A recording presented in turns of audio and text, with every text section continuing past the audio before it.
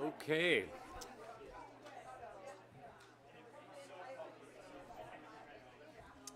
All right, everybody.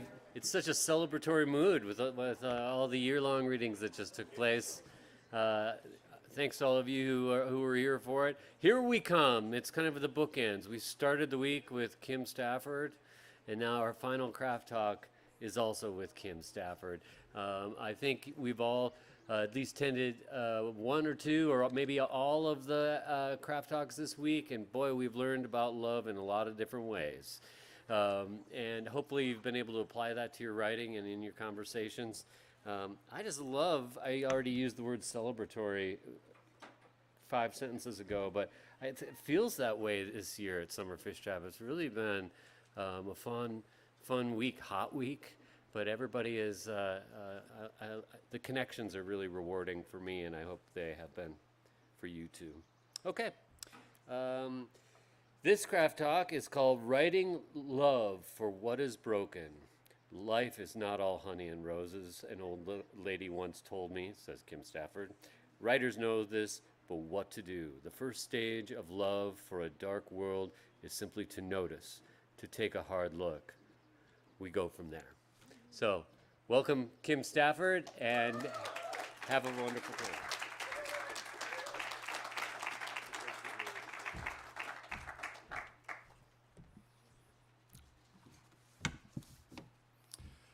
I've reached the land of rain and mud, where flowers and trees so early bud. I've reached the land, oh blessed day, for in Oregon it rains always.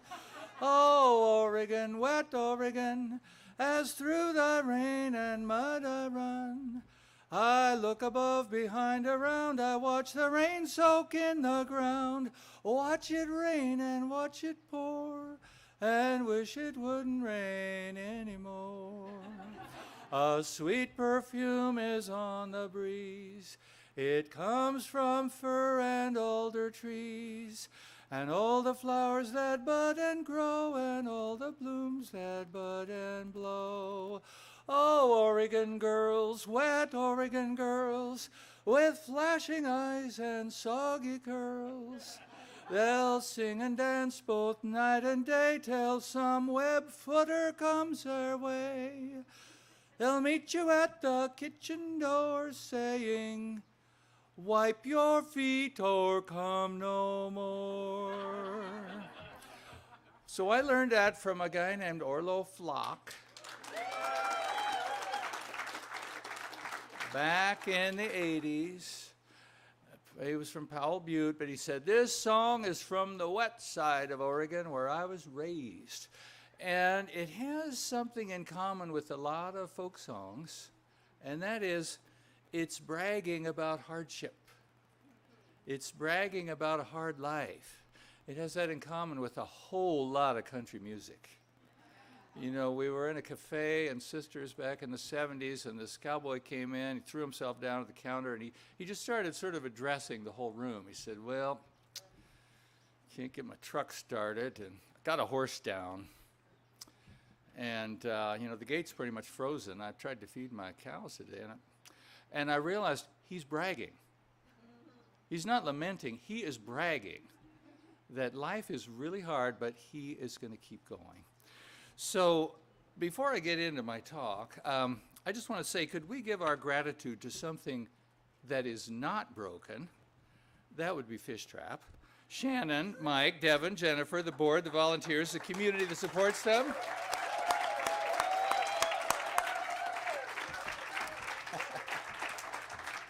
I think that's why we keep coming back from a broken world, to be here in each other's company. Well, I woke up this morning about 4 with the word Wispochpoch. Wispochpoch is the Nez Perce word for robin. I was waiting for robin to begin calling so I could rise and take my walk up the canyon at sunrise. I knew this word because of Fishtrap. Because years ago, Fishtrap had invited the Nez Perce elder, Horace Axtell, to teach a workshop on Nez Perce language. We sat in a circle in an old cabin in the trees, and Horace started the workshop by saying, you know, if you want to learn Nez Perce, You just listen to the birds. They're all speaking Nez Perce. They're all saying their names in Nez Perce, and they like saying their names so much, they say them over and over. The raven says, ach, ach. That's the name for raven. You all say that now. So we all said in unison, ach, ach, ach, ach.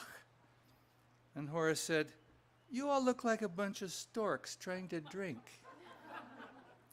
Then he taught us what the robin says in Nez Perce, saying its name. Wispochpoch, wispochpoch. So I lay in the dark this morning listening for the wispochpoch to say, wispochpoch. I'm telling this story because of something broken. How to love something broken. Because later in the workshop, Horace told us how his grandmother, who had been a child when the Joseph band of Nimipu people were driven from this place, a child who suffered the long fugitive path and eventual capture in the winter at Bear Paws. His grandmother, when she was old and Horace was young, he said each winter she'd go up in the attic down at Lapway, open the chest that held the old things. She would take out the dress of her mother, the gloves of her father, and she would cry. She would cry for 3 days, he said, crying because these things reminded her of this place, Wallowa Valley, her home.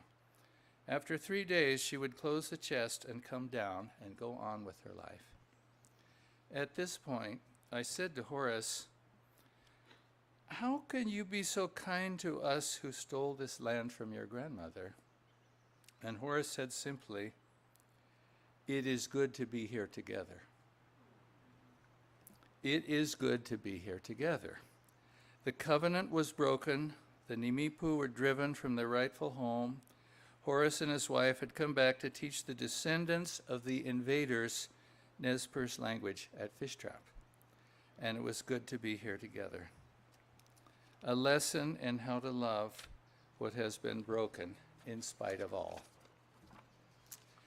Years ago, I was at a gathering in Cody, Wyoming, and I heard the writer Carol Bly read a sentence that was so neatly composed I was able to memorize it in one pass. She said, how can I take the neat dent in the lid of a canning jar well sealed, or the plain look of surprise on the face of a cow when it meets you on the highway and will not turn aside, or the way snow, when it first falls in the mountains, is so fragile you are afraid to touch it at all, and turn those things through my writing into something clear enough and passionate enough that teenage boys in America will not have to go do a war to feel alive. So how can I take these simple local things and through my writing, and I love this combination, clear enough, that's journalism, passionate enough, that's literature, into something that will help my people wake up. How can we take what is broken and love it? How can we take a child hurt, a friend betrayed, a place whose essence has been violated, or a nation that is broken into pieces and love them, at least partway, back to health? Well, one way is Fishtrap, which I define as a ritual instrument for catching migratory souls just long enough to ask them for a story, share a story with them, then release them back into the wild. Let's start by saying being broken is not always a bad thing. You know, you look at these two posts framing the doorway. Those are trees that suffered, and they're beautiful. They suffered, they're contorted. They grew at some kind of elevation or in some kind of conditions that were hard, and they're beautiful. Being broken is not always a bad thing. Sometimes you break things down to get through them step by step. A recipe, a writing plan for a project that seems impossible. They did it. 10 people did it. Seemed impossible, they did it. Or let's say the creation of the Nez Perce homeland in Wallowa County after well over a century of exile. A breakdown can be car trouble. You can have a mental breakdown, or you can relish the Foggy Mountain Breakdown, that bluegrass instrumental that makes you have to dance. Many things in life consist of taking something whole and dividing it into parts in order to assemble a new form. I'm just thinking of these writers. They took their life experience, they broke it down into scenes, moments, memories, apprehensions, feelings, and then they put it back together into a book. That's possible magic. Language is sound broken into an alphabet that can be reassembled into words for stories, poems, essays, or songs. To make a quilt, you cut up fabric into little itty-bitty pieces, join them into blocks, and assemble your blocks into a coverlet. But then there is the broken, the shattered, the disintegrate fragments caused by violence and war, by inequality and disregard, by failure to honor the dignity of human life, of community, of a nation. The world is broken in many places. In this craft talk, let me break it down for you. In keeping with the theme, I'll share fragments of thought, some stories, some poems, and song. In good time, we may gather them into something whole. As I go, now and then I'll introduce a text intent on loving what is broken. And then we'll come to some things we writers might do. Let me start with the first text I thought of when I suggested to Mike how to love what is broken as a topic. This is Adam Zagajewski, Try to Praise the Mutilated World. How many people know this poem? No. Try to Praise the Mutilated World, written right after 9/11, published in the New Yorker. Try to praise the mutilated world. Remember June's long days and wild strawberries, drops of rosé wine, the nettles that methodically overgrow the abandoned homesteads of exiles.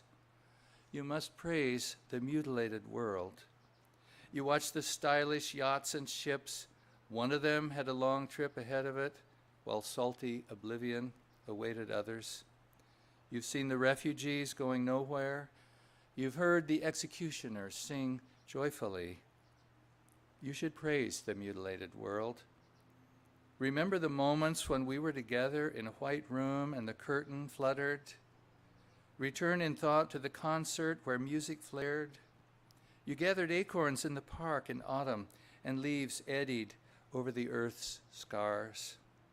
Praise the mutilated world and the gray feather a thrush lost, and the gentle light that strays and vanishes and returns. Well, he wrote that poem and right after 9/11. It appeared in the New Yorker and became a kind of anthem for our sense of having started the new millennium in a broken state. When I list the things my brother did not face by dying in 1988, I am amazed. So much is broken, so he was spared. The Gulf War, dissolution of the Soviet Union, our invasion of Afghanistan, our invasion of Iraq, the cheapening of America 2016 to 2020, the pandemic, Ukraine, Gaza, mass shootings, fires, storms, the attrition of public trust, and sustained and ruinous disregard for climate doom. So much is broken. So what does a writer do? One thing I try is what I call tropism toward the difficult. You turn toward what is hard and you say what is. You say what is. You write, you tell, you witness for what you see. Citizen of dark times. Agenda in a time of fear, be not afraid. When things go wrong, do right. Set out by the half-light of the seeker. The well-lit problem begins to heal. Learn tropism toward the difficult. We have not arrived to explain, but to sing. Idealism ripens into an ethical life.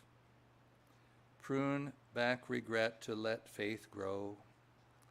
When you hit rock bottom, dig farther down. Grief is the seed of singing, shame the seed of song. Keep seeing what you are not saying. Plunder your reticence. Songbird guards a twig, its only weapon, a song.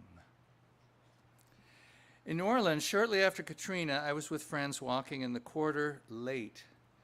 My friends had told me that when Katrina came and broke the city, it was as if the people were divided. Some became more generous, sharing all they had, while others were more rapacious, taking what they could. A victim of this second way was Robin Malta, a gay hairdresser on Decatur in the quarter, a man who specialized in being kind to working women. We heard his story from a woman at midnight outside his shop on Decatur.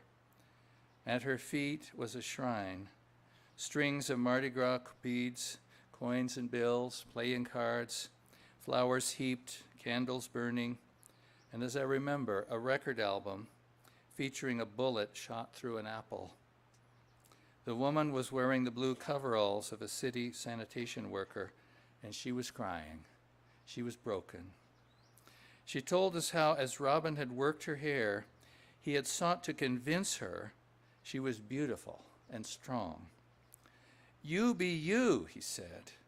If you can dream it, you can do it. That night, in my stuffy third-floor room at the Hotel Le Richelieu, my guitar wanted her story to become a song. And by morning, it had become so. And that afternoon, I sang it on a radio program, and Monica, Robin Malta's sister, heard it, and she sang it at his funeral the next day. I never met Monica, and I never saw the crying woman again, but I had found a way to love what was broken.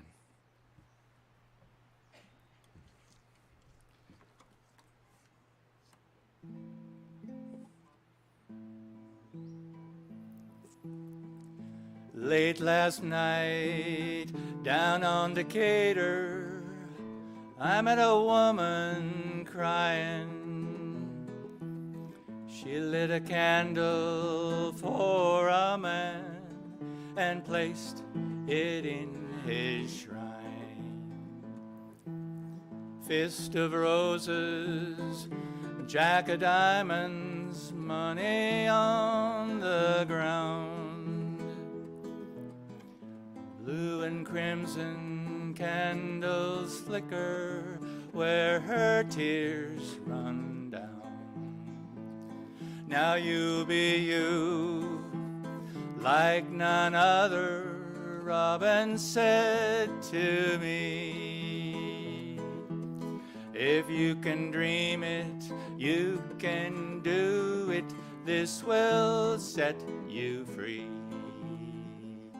Now Robin Malta was my friend, he'd treat a woman kind. Give his key unto a man who killed him in his prime. But when he'd work to fix my hair, he told me what he knew. You a lady, lovely lady, this I say to you.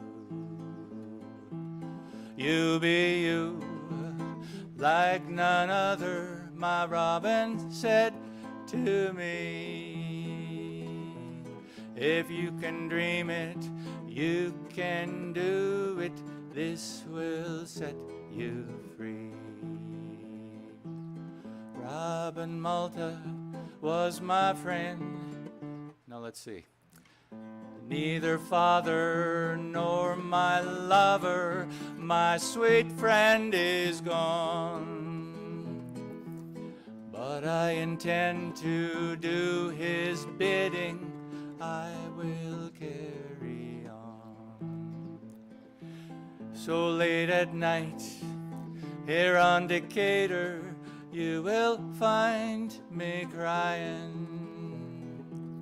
I light this candle for a man and place it in his shrine.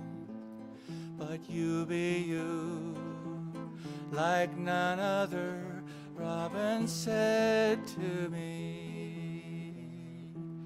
If you can dream it, you can do it. This will set you free.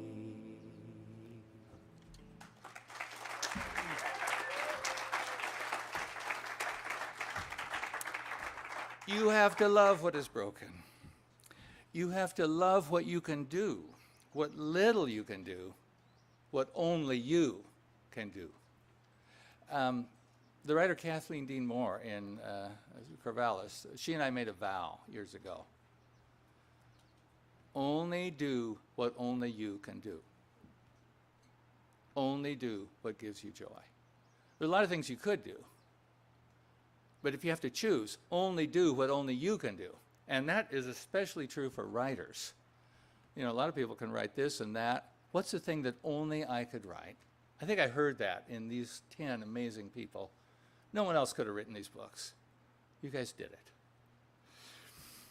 As someone said earlier this week, we're in a time when it seems no act is significant, but in fact, every act is significant. You have to ask each day, if I am not in the army of killing, am I in the army of killing neglect? How can I be otherwise? There's a belief in some cultures that if you dream of a monster, you must, in the dream, demand of the monster a gift, a song, a story, some kind of power to heal.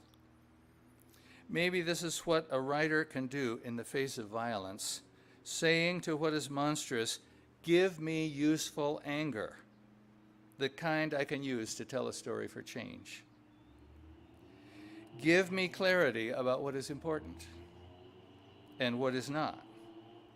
Give me understanding of what I am here to do.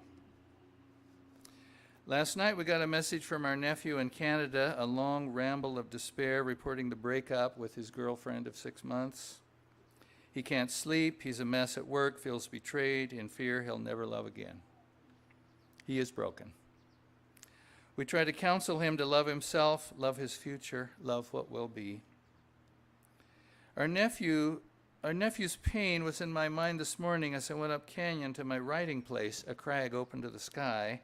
For up there, someone left a hank of hair lovingly bound with gold thread, curled on stone. Finding this, my mind went through the repertoire of stories such a talisman might mean. Talisman. At first light, I go up canyon through dark trees to the crag open to the sky, a place survivors cast the ashes of their love, so sunrise may glisten crushed bone. Turning 4 directions to honor what will be, I see on stone a hank of hair, fine and black, lovingly bound by golden thread, and my mind steps through stories of our kind. Someone gone is here remembered. Someone betrayed here advances on. Someone lonesome here marks a new beginning. With blue ribbon tied to a twig, I leave it swaying in the wind. Sometimes you have to look at what is broken to find what is not broken and honor that. In 1988, my family was broken when my brother died by suicide, and thus began decades of silence about him. At the family table, you could not say his name, or a silence would fall. My father would try to change the subject, and everyone would start crying. After years of this, broken myself, I had to write the stories of my brother into a book to love him back. No longer to mourn his death forever, but to honor his life. Remind me again.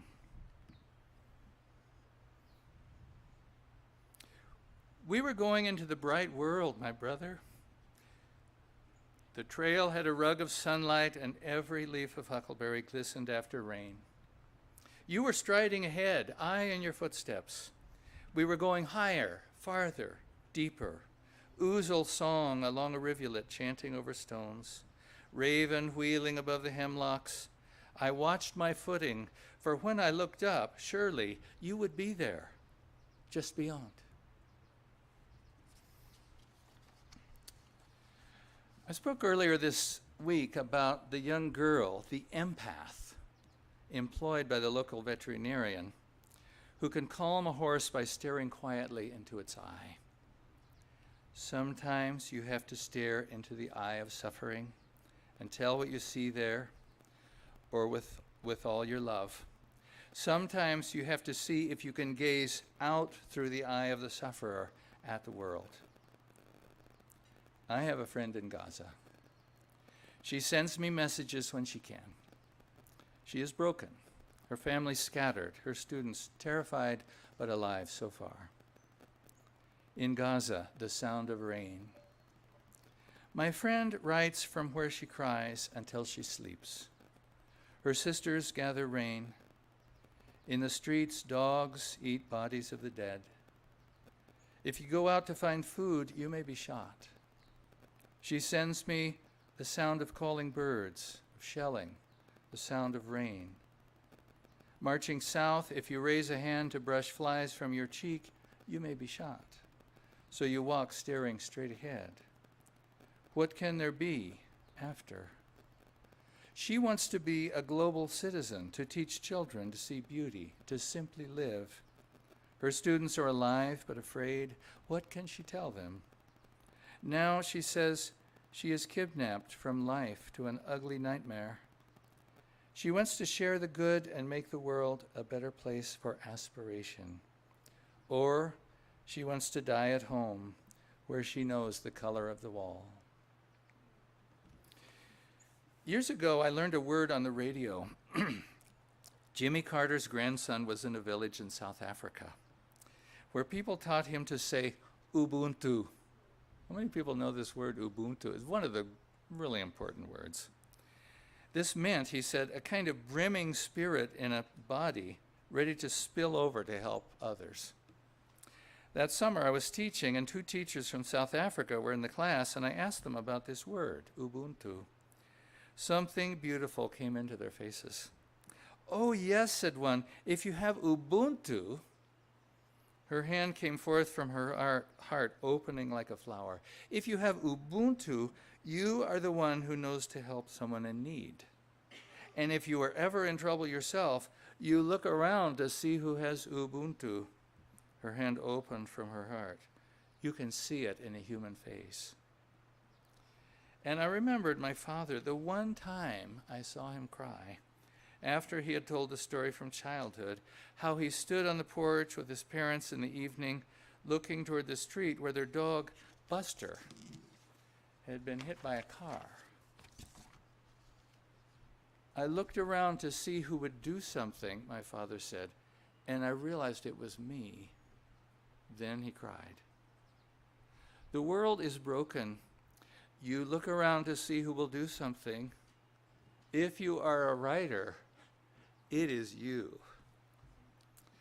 When I was in 5th grade, every afternoon, our teacher, Genevieve Smith, would read to us of a delicious, lazy stretch of time, all kinds of books.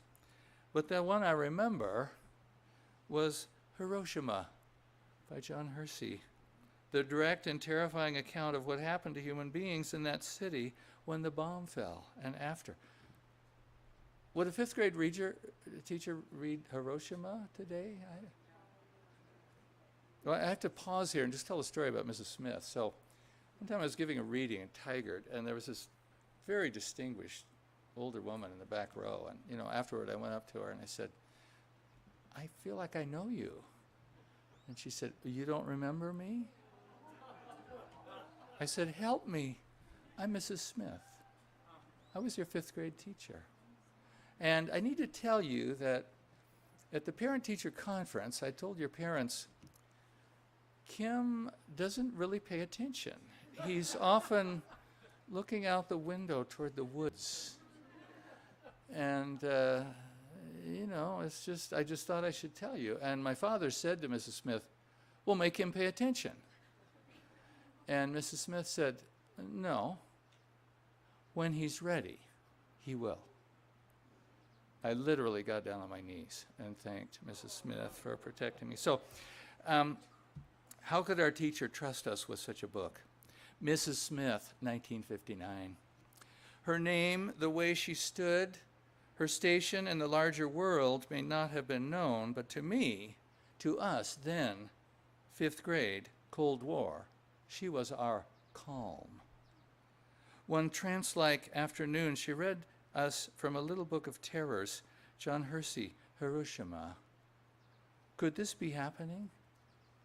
A child with skin falling away, a mother clawing through rubble, we saw, were blinded by death and our nation's act, in her voice without judgment, but deep sorrow. When Mrs. Smith looked up over the top of the book at us, we were a silence, waiting. This is about, she said, what we must never do again. How many heroes does one life need? For me, that one. She gave lessons no one else in all my years of schooling touched. By the time she closed the book, I had become a child, neither television, nor president, nor any strident voice could dissuade from loyalty to the human way those children walked among ruins in the war-torn world. Our question that seems to be lifelong, alas, how to be a writer in a war-torn world. I went back to John Hersey's book, Hiroshima, and with my students this week, we looked at one of Hersey's sentences that shows me how to write with lyric grace about terrible things. I got this from Perrin, who got it from Amy. I mean, this is how Fishtrap, I Googled best sentences, and I came to this one from Hiroshima.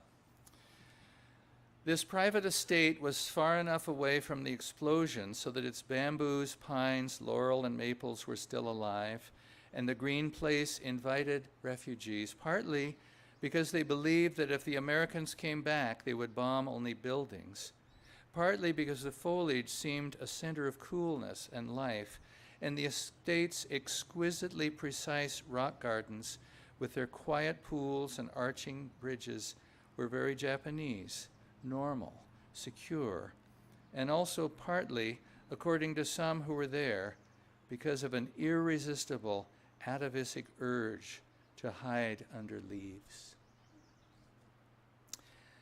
Remember what Brecht said, in dark times will there be singing? Yes, there will be singing about the dark times. Seamus Heaney says that the night the Troubles began in Northern Ireland, he was in a recording studio with a musician making songs. Someone called to tell them of the violence, and they put down their work and went home. Years later, Heaney said, we should have kept singing. When she was young, my daughter said out of the blue, Dad, did you know part of love is being brave? Once she asked me out of the blue, Dad, what's the most beautiful thing? And out of the blue, without knowing how I knew this, I replied, the power that comes into people at times of great grief. As I'm 74, I begin to be broken, growing markedly older, weaker, clumsy. In the last year, the gamma knife went delving into my brain. A broken ankle was further ruined by a misdiagnosis. I had stents put in my heart. I suffered hematuria in my bladder. I have a twisted knee from passing out at midnight, falling in a heap. With so much happening, I start to feel at home in the ER. Growing older, a certain amount of this goes with the territory. I'm feeling good today. That's everything now. I must love my body back to health. One way I do it, guess what? Is by writing. Great old man. Why fight it? Make it the goal. Show the young folks how it's done. I shall be the stalwart stumbler, festive curmudgeon, codger with canoodle, old coot with bragging rights for verve, hard won through physical attrition, but blazing in soul. No begging bowl for me. From the black hole where my years went, a star shoots forth, brash and full, brief, but incandescent. So, in a broken world, what can poetry do? That's the wrong question, says my friend Alireza in Tehran. What can violence do, really? What can money do, finally? Poetry is oxygen. It helps us live. I have loved my students this week. They are brave, kind, inventive. By writing with courage, by helping with each other, they give me hope. I've loved being at Fishtrap, a place where I am at peace with ambition, with regret and fear. When we started Fishtrap a decade into the last century, our essential plan was to get it together in this beautiful place and see what wanted to happen here. That's still the essence, to see what wants to happen in writing, in friendship, and in community. Let others do the breaking. We will do the joining. So, what can writers do? And by the way, I have a little set of cards here if you want one of those. This is the optional homework. We can write honest treatment of dark events. You know, years ago I had this dream that it was a dream with a title. It was like a title in a one-line poem. And the title was The Blue Corn Way. And the one line was, say what is. I told a friend, and she said, well, you know, the Blue Corn Way, that's the Trail of Tears. When the Cherokee, when the tears struck the earth, the blue corn came up. So it's the road of hardship. And the way you navigate is you say what is. It's surprising how many people don't do that. I'll put most politicians in that category. Say what is. So write honest treatment of dark events. 2, ask a demon for a gift, a song, a story. There's something dogging you, something stopping you. You say, you have power, I need your power. I have a little story about this. When Perrin and I took a group of writers to Bhutan, we went up winding up this road, and we came to a mountain pass, and there was a cavern, and there was a giant painting of a demon. This is terrifying, demon. And our guide told us the story. He said, so there's a demon who lives, you know, on this ridge, and it's been very problematic. You know, people carrying their firewood, they drop their firewood over the cliff, or they get lost, or they stumble, break their legs. You know, this demon has just been causing all kinds of problems. So a film crew came through, and the director happened to be a Rinpoche. You know, this is sort of only in Bhutan. And so the villagers begged the Rinpoche to go engage the demon and try to get him to chill. And so the Rinpoche went up, he encountered the demon, and he said, look, we all know you have a lot of power. If you would use your power for good, people would bring you offerings. They wouldn't run away. They would name their children after you. And when I heard this, I thought, what if we said to young delinquents, you have power. Let's turn your power to good. So, number 2, ask a demon for a gift. And we all have our personal demons. Demand a gift. 3, we can, like the empath staring into the eyes of a frightened horse, look into the eye of hard news and write. Look into the eye of hard news and write. We can look at what is broken and then write about what is not broken.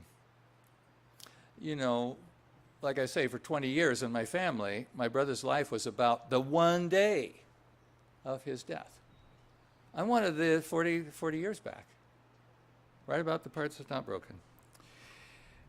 We can tell in loving detail what is impossibly hard to tell. You know, we talked in my class about whenever a writer finds himself writing, it is impossible to describe. I'm sorry, but that's your job. You know, you're the writer. You have to do that. It's like when my dad died, my mom got, you know, hundreds of condolence letters. One from Jimmy Carter, you know, but from all kinds of people. And you would not believe how many began with the words cannot begin to express. I thought, what are you saying? He's a writer. I mean, that's, words they can't always express, but they can begin to express. Okay, so you don't get to say it's impossible. 6, if we can't fix it, then we must honor it. Honor hurt with our attention. Honor pluck. Honor what is lost. Honor what remains. And in all of this, be fiercely who you are. That's what the broken world needs most. So in the French Quarter, after Katrina, I saw a graffito on the wall. Be who you are sooner. Be who you are sooner. And maybe Fishtrap is the time when you decide, okay. This reminded me of what the French novelist Colette said in her later years.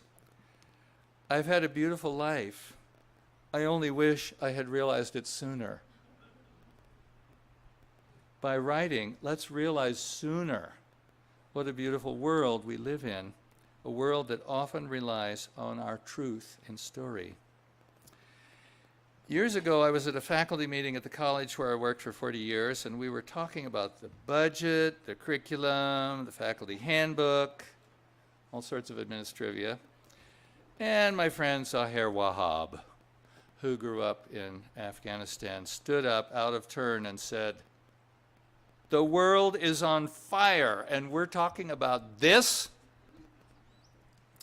The meeting stopped. We dithered for a while, and then the dean led us, perversely, I have to say, back to the agenda. But the next morning, as I was writing, I found myself composing a poem that has now been translated into 50 languages around the world, into Tamil and Tagalog, Yoruba, Yucatec, Nepali, Romani, Vietnamese and Thai, Russian and Ukrainian, Arabic and Hebrew. All these languages saying to one another, let's not be broken. A proclamation for peace. Whereas the world is a house on fire, whereas the nations are filled with shouting, whereas hope seems small sometimes, a single bird on a wire left by migration behind, whereas kindness is seldom in the news, and peace an abstraction while war is real, whereas words are all I have, whereas my life is short, whereas I am afraid,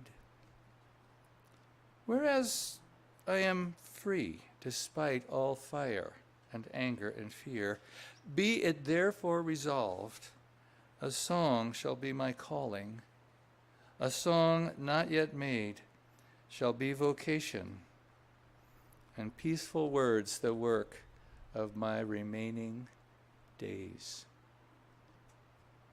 Thank you.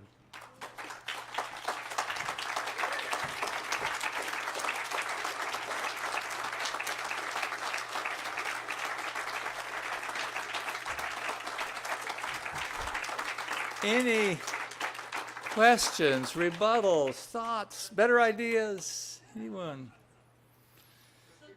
Keep going. Yeah. Let's all keep going. Yeah. Thanks for coming on a hot afternoon.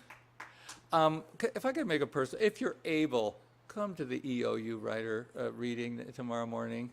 You know, they have worked long and hard, and it would just be lovely to hear them. So, if you're free.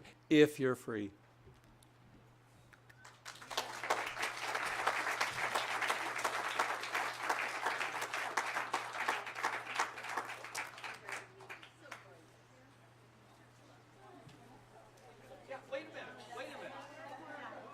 Yes. Hold their horses.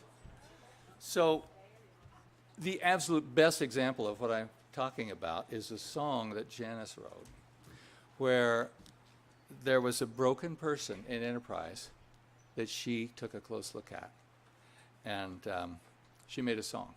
You know, this is really what we can do.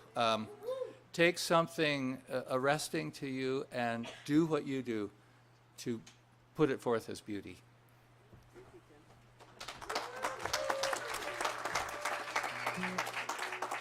Thanks, Kim. I actually wrote this as Summer Fishtrap. I just looked it up. It was 10 years ago that Marv Ross taught the songwriting workshop. So it's called I Call the Crows. Today is Tuesday. I wear my yellow shirt. They make us scrambled eggs for breakfast, and I go to work. They let me sweep the walk. One day a week now, they let me sweep the walk in front of Harrison's antique store and the barber shop. I sit there on that bench on all the other days, saying hello to the people, and I smile and wave. My paper and my pens, they keep me company. I'll give a drawing to you if you stop and talk to me. I call the crows to sit beside me. They hear these voices in my head and understand.